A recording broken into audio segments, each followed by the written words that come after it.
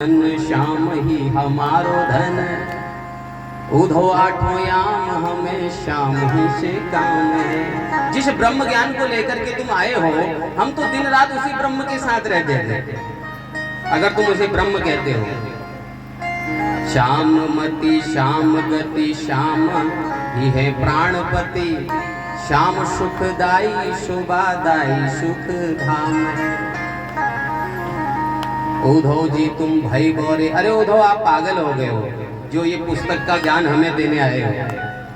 योग कहाँ राखे या तो रोम रोम श्याम है।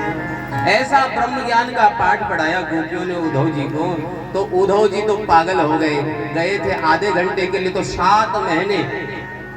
7 महीने हो गए पागल बन करके घूम रहे हैं। कभी देखा होगा पागलों को कैसे घूमते हैं, बाल बिखरे बिखरे पड़े हैं, और कभी ब्रज में लेट जाते हैं, कभी हंसते हैं, कभी मुस्कुराते हैं, कभी रोने लगते हैं। कन्हैया तूने बहुत ही अपराध किया है, तूने बड़ी गलती कर दी। दौड़े दौड़े 7 महीने बाद पागलों की तरह भटकते भटकते मथुरा में पहुंचे भगवान के पास। अरे उद्धव जी आ गए। अरे कन्हैया हाथ पकड़ करके चल तूने उनको बड़ा दुख दिया है, चल वृंदावन, चल गोपियों के पास, तूने उन्हें बड़ा कष्ट दिया है, उन्हें रोता बिलखता छोड़ करके आ गया, तेरे पत्थर रूपी हृदय में तनिक की दया नहीं आई, चलो। भगवान ने कहा जरा आंखें बंद करो। उद्धव जी ने जैसे ही आंखें बंद की तो भगवान ने जितनी गोपियां वो ब्रज में थी अपने पास बुला ली। बगल में राधा जी बैठी है, भगवान के चरणों की सेवा कर रही है। बोले उद्धव जी आंखें खोलो। जैसे ही खोला तो जो ब्रज में देखा था वो सारी गोपियां सब भगवान के पास। अरे ये मैं इनसे कभी दूर हो सकता हूँ क्या, या ये मुझसे कभी दूर हो सकती है क्या? तेरे चेहरे पर पड़ा हुआ ब्रह्म ज्ञान, इसको हटाना था। क्यों? क्योंकि भक्ति रूपी गंगा में यदि स्नान करना है तो अपना अहंकार रूपी ज्ञान एक किनारे पर कपड़े की तरह उतार के रखना पड़ेगा। जहां पर आप तर्क करेंगे भगवान ऐसे भगवान वैसे, आप ये बताइए, आप इसके बारे में बताइए, ज्यादा ब्रह्म ज्ञान नहीं देना। संतों के पास बैठ करके, किसी भक्त के पास, प्रेमी के पास बैठ करके कभी ब्रह्म ज्ञान की शिक्षा नहीं देंगे। तर्क में नहीं पढ़ना ज्यादा। जो व्यक्ति भगवान की भक्ति पर, संतों पर या किसी भी अपनों पर तर्क करते हैं, वो व्यक्ति जो है खाली हाथ रह जाते हैं। एक बालक जो है बनारस पढ़ करके आया, बनारस पढ़ करके आया है, तर्क शास्त्र पढ़ करके आया, बनारस से तर्क शास्त्र की विद्या ग्रहण करके आया है। माता पिता ने कहा ओह हमारा बच्चा आया है, आज 5 साल बाद तर्क शास्त्र पढ़ के आया है। अब माता पिता कैसे फीस भरते हैं, कैसे पढ़ाते हैं बच्चों को, वो तो उनकी मेहनत जानती है। बच्चा वहां से पढ़ के आया तो बच्चे के अंदर अहंकार हो गया थोड़ा कि हम विद्वान हो गए, और अपनी माता से बोले माता जी आओ। माता जी पानी और 2 पेड़े लेकर के आई, लड्डू लेकर के आई। माता जी आओ, हम तुम्हें समझाते हैं आज हमने क्या पढ़ा है, क्या पढ़ के आए हैं, जरा हमको देखो तुम्हारे बेटे ने क्या पढ़ा है। माता ने कहा भैया बेटा तूने पढ़ा होगा अपने लिए, मैं क्या जानूं, तुझे मुख का दर्शन मुझे हो गया, तू आज आया है 5 साल बाद, तूने जो पढ़ा अपने लिए पढ़ा, मेरे को तेरी पढ़ाई से क्या लेना देना। नहीं बैठो आप देखो आपके बेटे ने क्या पढ़ा है। अच्छा चल बता फिर। मैया को कुर्सी में बैठाया, पिताजी दूर कुर्सी में अखबार पढ़ रहे हैं। मैया जी आज हम आपको सिद्ध करके दिखाएंगे कि जो आप ये 2 लड्डू लाई है, ये 2 लड्डू नहीं है, ये 3 लड्डू है। मैया बोले क्या पढ़ के आ गया ऐसा, 2 लड्डू को 3 लड्डू बता रहा है, ऐसा क्या पढ़ लिया? बोले नहीं हमने तर्क शास्त्र पढ़ा है, हम तर्क शास्त्र के माध्यम से आपको सिद्ध करके दिखाएंगे ये 2 लड्डू नहीं 3 लड्डू है। अच्छा चल बता। बोले मैया ये 1 लड्डू, हाँ ये 2 लड्डू, हाँ 1 और 2 कितना होता मैया? बोले 3। बोले देखो ये 3 लड्डू है। मैया बोले लड्डू तो 2 ही है, 1 लड्डू 2 लड्डू। देखो मैया ये 1 लड्डू और ये 2 लड्डू, 1 और 2 3। अब मैया बोले नहीं बेटा 1 और 2 3 होता है, लेकिन लड्डू तो 2 ही है। बोले हम कह रहे हैं आपको 1 और 2 3 होता है, ये 3 लड्डू है। बहुत देर तक बहस चलती रही माता बेटे के बीच में। बेटा ये क्या पढ़ के आ गया? तो नहीं मैया देखो तर्क शास्त्र कहता है कि 1 और 2 3 होता है। बगल में पिताजी अखबार पढ़ रहे थे, पिताजी आए पास में अपनी पत्नी को डांट करके बोले, अरे भाग्यवान तू गवार है, तू कुछ नहीं जानती। शाबाश, बहुत बढ़िया, बहुत अच्छा पढ़ गया। पिताजी ने एक लड्डू उठाया, अपनी पत्नी को दिया, खा। दूसरा लड्डू उठाया, स्वयं खाया। अब पुत्र से बोले, तीसरा लड्डू तू खा। तीसरा लड्डू, कहने का भाव है कि जब हम तर्क ज्यादा करने लगते हैं, अपनी बुद्धि को ज्यादा लड़ाने लगते हैं, तो वो तीसरा लड्डू खाना पड़ता है। भगवान की लीलाओं पर कभी तर्क नहीं करना। भगवान की कथा तो भक्तों की तरह श्रवण करना, आनंद से कि हमारा कल्याण करेंगे, विश्वास से।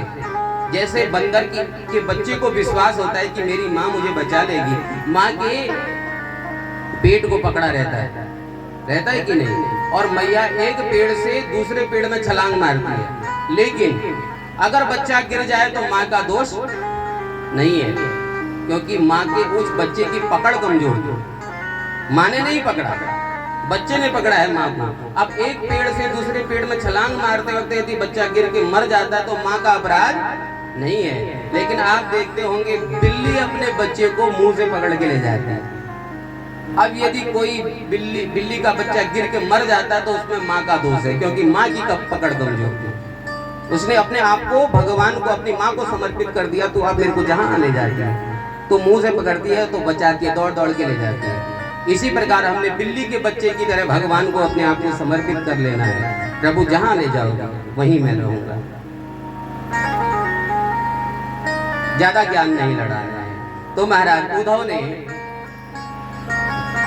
सारा ब्रह्म ज्ञान धूमिल हो गया, भक्ति रस में नाच रहा है। अब आगे की कथा में चर्चा करते हैं। कंस की दो पत्नियां हैं, पहली पत्नी का नाम है अस्ति, दूसरी पत्नी का नाम है प्राप्ति। जरासंध की बेटियां हैं। उत्तरार्ध में प्रवेश करते हैं। कंस कहते हैं अभिमान को। किसको कहते हैं? जोर से बोलिए, सुनाई नहीं दिया है जी।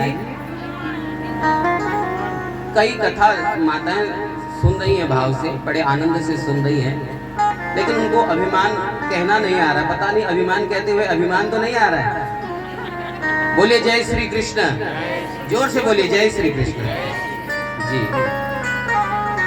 कथा मोती है। कथा क्या है? मोती। और मोती को पिरोने के लिए धागे की आवश्यकता होती है। किसकी आवश्यकता होती है? धागे की। तो वो धागा है आप। जब तक आप अच्छे से नहीं सुनेंगे तो वो माला पूरी बनेगी नहीं। इसलिए मुझे पता लगते रहना चाहिए कि आप बड़े ध्यान से भगवान की कथा सुन रहे हैं। इसलिए मध्य मध्य में जय श्री कृष्ण का आनंद जरूर लीजिएगा, उद्घोष करिएगा। बोलिए जय श्री कृष्ण। चर्चा को आगे बढ़ाएं। अस्ति प्राप्तिश्च कंसस्य महिष्मो भरतर्षभ मृते भर्तरि दुःखार्ते इर्यतूष्म पितृगृहा। पिताजी के पास गई, जरासंध के पास। अस्ति और प्राप्ति, अभिमान कंस है। और अभिमान कहाँ आता है? अभिमान की दो पत्नियां। अस्ति का है, अस्ति का अर्थ होता है, और प्राप्ति का अर्थ होता है और चाहिए। मेरे पास बहुत है और मैं और पाना चाहता हूँ। जहाँ अभिमान होता है वहाँ ये दो चीजें होती हैं। अपने पिता के पास गई जरासंध। जरासंध, जरा नाम की राक्षसी ने इसे बनाया है, पैदा किया है, संधि की है, तो जरासंध हो गया। जरासंध को पता लगा कि मेरे जमाई राजा को मार दिया, तो 23 अक्षौहिणी सेना लेकर के चढ़ाई कर दी मथुरा पर।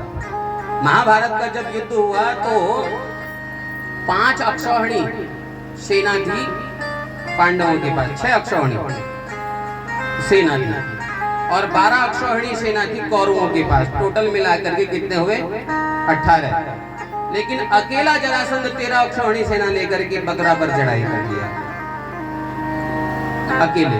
और एक बार नहीं, 2 बार नहीं, 3 बार नहीं, 17 बार आक्रमण कर दिया। लेकिन भगवान ने मार करके नाना जी को भगा दिया। नाना लगते हैं।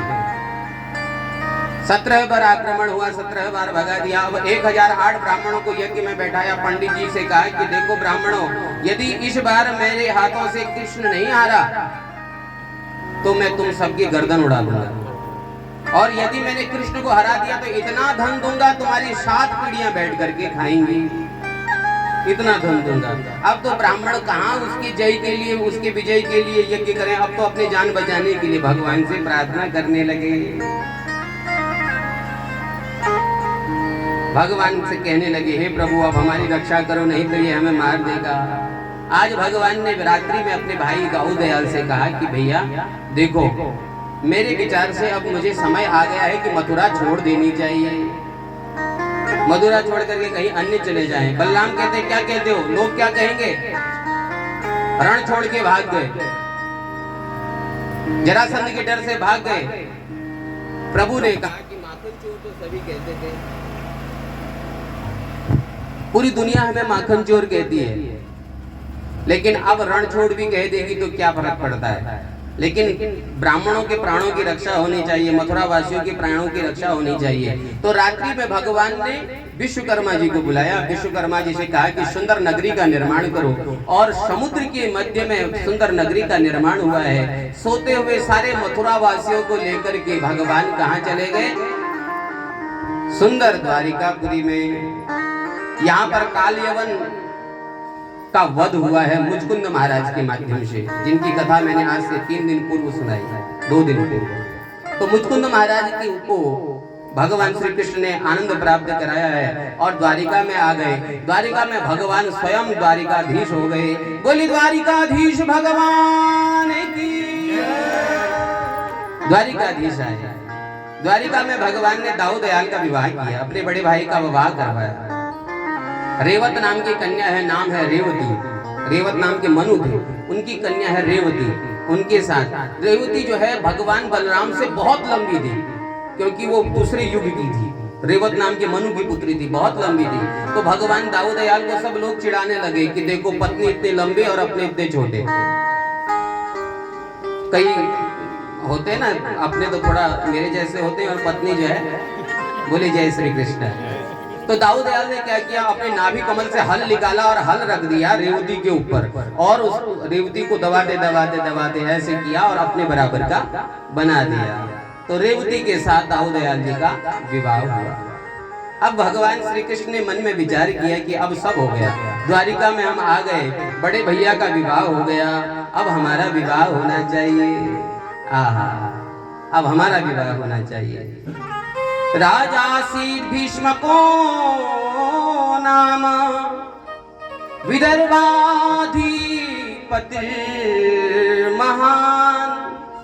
एक राजा है, नाम है भीष्मक, कुंडिनपुर के राजा, विदर्भ देश के कुंडिनपुर भी कहते हैं। भीष्मक नाम के राजा हैं, उनके 5 पुत्र हैं। तस्य पंच भवान पुत्रा कन्यका चवरानना।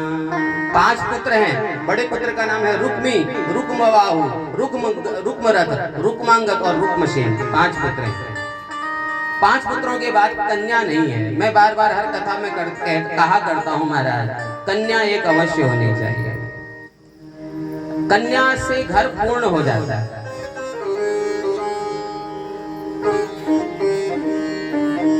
कन्या जो है, जितने माता पिता की इज्जत का ख्याल कन्या रखते उतने पुत्र नहीं। पुत्र वंश को आगे बढ़ाते हैं, ऐसी बात नहीं है, पुत्र भी होने ही चाहिए। और हमारी कोई पुत्रों से, हम स्वयं किसी के पुत्र हैं, हमारी कोई शत्रुता नहीं है। लेकिन ज्यादातर देखने को मिला है कि जितनी घर में रौनक जो है बालिकाएं लाती हैं, माताओं की, चाहे रसोई में हाथ बटाना हो, चाहे घर के साजो सज्जा पर ध्यान देना हो, चाहे पिताजी की दवाइयों की बात करनी हो, तो बालिकाएं थोड़ा सा दिन भर में माताजी से फोन में लगे रहना हो, ये भी अच्छी बात नहीं है। थोड़ा बात होनी चाहिए, ज्यादा भी नहीं। बोले जय श्री कृष्ण। अब कोई कन्या नहीं है, कोई कन्या नहीं है। आज प्रातः काल सरोवर के किनारे भगवान सूर्य नारायण को प्रणाम किया भीष्मक ने। विचार कर रहे हैं, प्रभु मेरा घर पूर्ण कर दीजिए, कन्या दे दीजिए, एक संतान हो जाए। तो उसी समय बगल में एक कमल पुष्प के ऊपर से एक सुंदर सी कन्या को देखा भीष्मक ने। कमल पुष्प के ऊपर किलोल कर रही है एक कन्या। भीष्मक राजा ने उसे उठाया और मन में विचार किया कि आहा इतनी सुंदर कन्या।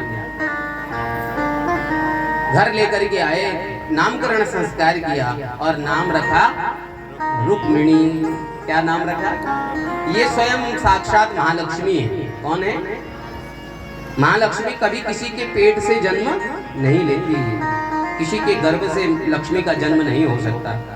माता सीता के रूप में आई तो पृथ्वी से प्रकट हुई। तस्मात् शीर्धजो यज्ञः यज्ञार्थं कर्षतो महिम् सीता क्षीराग्रतो जाता तस्मात् क्षीरध्वज स्मृता। सीता जी क्षीरध्वज नाम के जनक से निकली है। वो हल के आगे भाग को शीर कहते हैं, तो उससे निकली तो सीता पड़ गया। वही सीता जब यज्ञ से उत्पन्न हुई तो याज्ञसेनी कहलाई। पांचाली द्रौपदी यज्ञ से उत्पन्न हुई। वही सीता जब लक्ष्मी रूप में निकली तो समुद्र से प्रकट हुई। 14 रत्नों में से एक रत्न निकली महालक्ष्मी, और वही रुक्मिणी के रूप में आई तो कमल में से उत्पन्न हुई। किसी के पेट से जन्म नहीं लिया, अयोनिजा है। अब कभी कभी क्या होता है, घर में बच्चे माता पिता की सुनते नहीं। बच्चे जो है अपने मनमानी करने लग जाते हैं। तो रुक्मी जो है बड़ा बेटा, वो पिताजी से आंख मिला करके बातें करता है, आंखें ऊपर करके ऐसे बातें करता है। तो जिस घर में पिता पुत्र से डरने लग जाए तो समझ लेना घर का कल्याण समीप है। जिस घर में पुत्र पिता को आंख दिखाने लगे तो डरना चाहिए कि अब इस घर का क्या होगा। तो रुक्मी जो है, भीष्मक जो चाहते थे वो चाहते थे मेरी कन्या का विवाह जो हो द्वारिकाधीश से हो, भगवान श्री कृष्ण से हो। लेकिन भाई चाहता है, जो बड़ा पुत्र रुक्मी, उसका मित्र है शिशुपाल, चेदी देश का राजा, वो चाहता है कि मेरी बहन का विवाह जो हो शिशुपाल से हो। और रुक्मी ने अपने पिताजी से कह दिया, पिताश्री बात ऐसी है कि देखो ये स्वयंवर होना है, बहन का स्वयंवर होना है। स्वयंवर तो केवल नाम मात्र का होगा।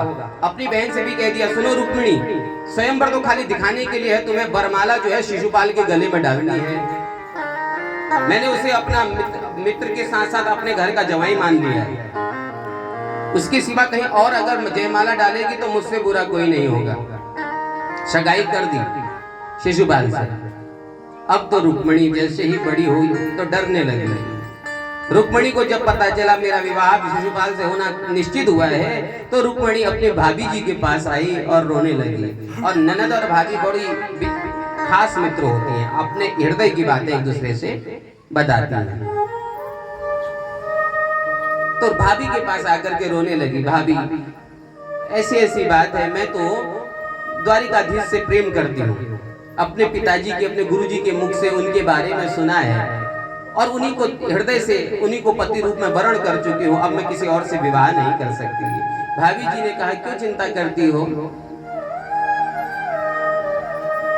पत्र लिखो द्वारिकाधीश को, द्वारिकाधीश को पत्र लिखो। और रुक्मिणी जी ने लिखा पत्र। पंडित जी द्वारिकापुरी गए हैं पत्र लेकर के। देखो कितना सुंदर पत्र लिखा है, पत्र प्रेम पत्र। अब उस समय व्हाट्सएप तो था नहीं ना, तो बातें व्हाट्सएप के माध्यम से दिन रात हो नहीं सकती थी, और आपके जैसे समय भी नहीं था उस समय। तो बड़ी पाबंदियां हुआ करती होंगी, द्वापर युग की बात है। तो रुक्मिणी जी ने पत्र लिखा है भगवान श्री कृष्ण को। क्या लिखा? श्रुत्वा गुणानुभवन सुंदर संवतांते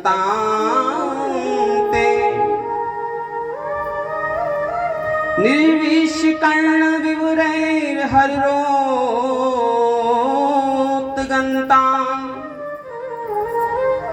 हे भुवन सुंदर, हे श्याम सुंदर, हे गोपाल, मैंने केवल आपके गुणों को सुना है, आपको कभी देखा नहीं है।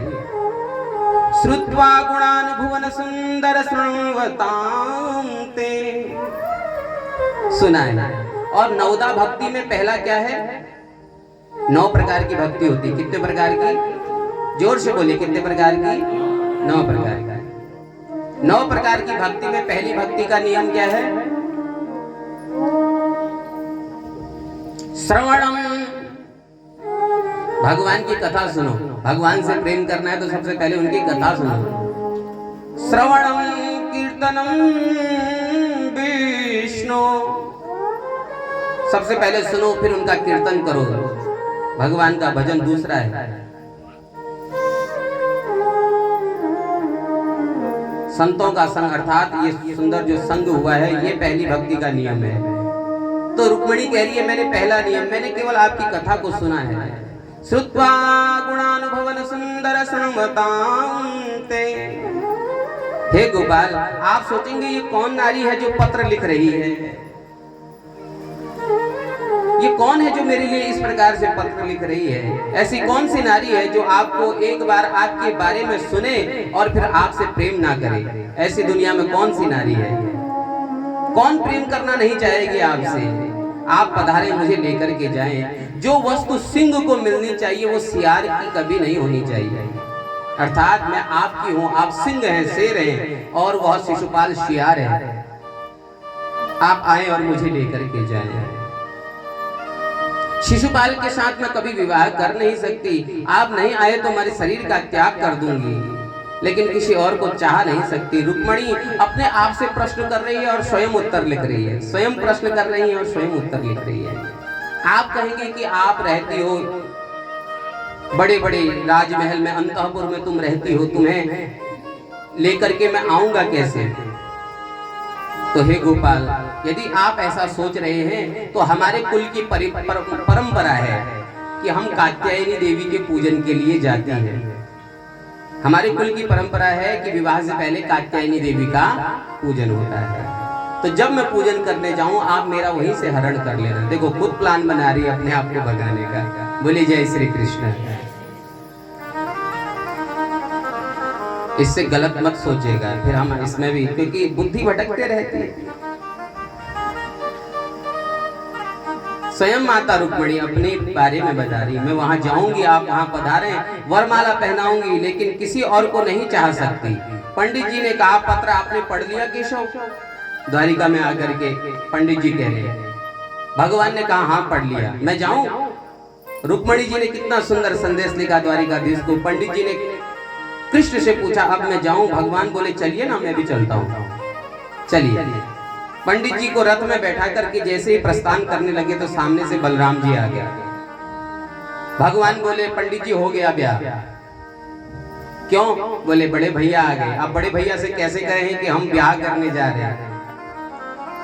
बलराम जी आ गए। कन्हैया कहाँ जा रहे हैं लाला? बोले भैया हम जा रहे हैं। अरे हाँ जा तो रहा है, लेकिन कहाँ जा रहा है? वहीं जा रहे हैं। वही कहाँ? पंडित जी बोले मैं कुंडिनपुर से आया हूँ, वहाँ रुक्मिणी का विवाह है, तो विवाह स्वयंवर में जा रहे हैं। ओ अच्छा, स्वयंवर में। हाँ अब मैं समझा, मैं तो अपने लाला को छोटा सा समझता था, ये इतना बड़ा कब से हो गया। अरे जा जा, मेरा भाई किसी से कम है क्या? बिल्कुल जा। चंद्रमा भी देखे तो एक क्षण के लिए शर्मा जाए, इतना सुंदर है। और इशारे से सेनापति से इशारा कर दिया पीछे पीछे जाओ। मेरे भाई को कोई कष्ट नहीं होना चाहिए, क्योंकि वहां सब शत्रु होंगे। वहां जरासंध होगा, शिशुपाल होगा, दुर्योधन इत्यादि सभी आए होंगे। जाओ पीछे पीछे, इशारा कर दिया। आहा कैसा भ्रातृ प्रेम है भाई के लिए। आज तो महाराज बड़ा समय खराब आ गया। कोर्ट में समस्या पहुंच गई कि बड़े भाई ने मेरी थोड़ी इतनी सी जमीन दबा ली है और कोर्ट में केस चल रहा है। 2 मुट्ठी जमीन के लिए लाखों रुपए फूंक दिए केवल 2 मुट्ठी जमीन के लिए। वह युद्ध अलग था, जहां पर भगवान श्री राम के प्रेम के लिए लक्ष्मण जी ने सारा वैभव छोड़ दिया। भरत जी महाराज जमीन के नीचे रहने लगे। वहां था सब तेरा सब तेरा। आज युद्ध है सब मेरा सब मेरा। इस बात का युद्ध है। महाराज भगवान कुंडिलपुर आए, स्वयंवर में देखे हैं सब ताड़ रहे हैं भगवान को, आंखें दांत दबा रहे हैं अपने होठों में, दांतों से होठों को दबा रहे हैं और देख रहे हैं क्योंकि सब शत्रु है। लेकिन स्वयंवर में आने से कोई किसी को रोक थोड़ी ना सकता है, कोई किसी को नहीं रोक सकता है।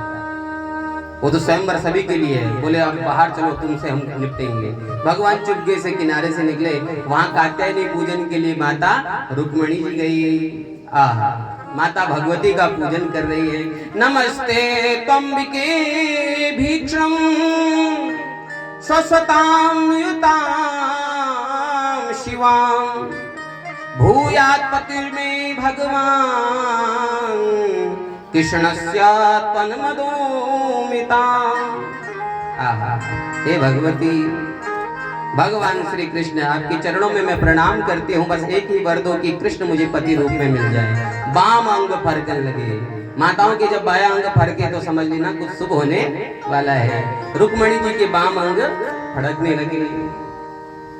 देवी भगवती तू देन है जाए, तेरा मंदिरा नगाड़ा लूलो में। देवी भगवती तू देन है जाए, तेरा नगाड़ा लूलो में। देवी भगवती तू देन है जाए, तेरा मंदिरा नगाड़ा लूलो में। देवी भगवती तू देन है जाए, तेरा मंदिरा नगाड़ा लूलो में। देवी भगवती तू देन है जाए, तेरा मंदिरा नगाड़ा लूलो में। तेरा मंदिरा नगाड़ा लूलो में। तेरा मंदिरा नगाड़ा लूलो में। आने की सेवा लीजिए भाव से। बोले भगवती माता की।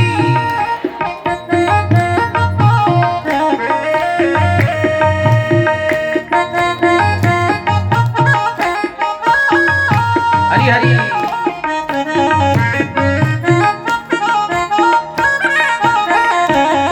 आहा।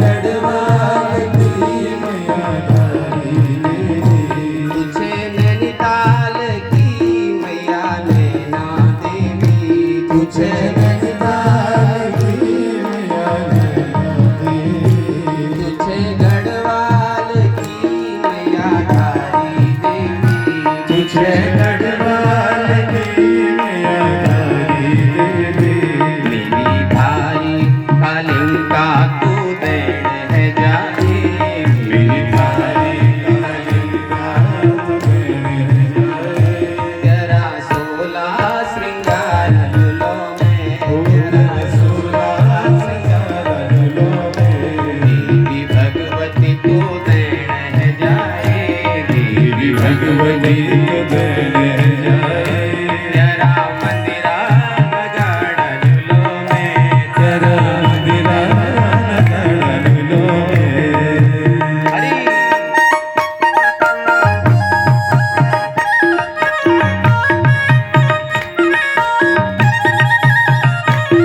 हे हरि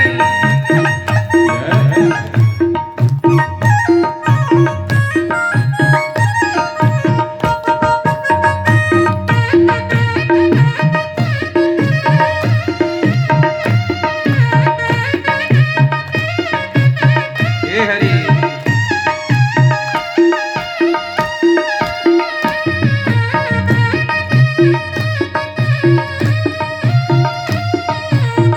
लगे हैं गाइए।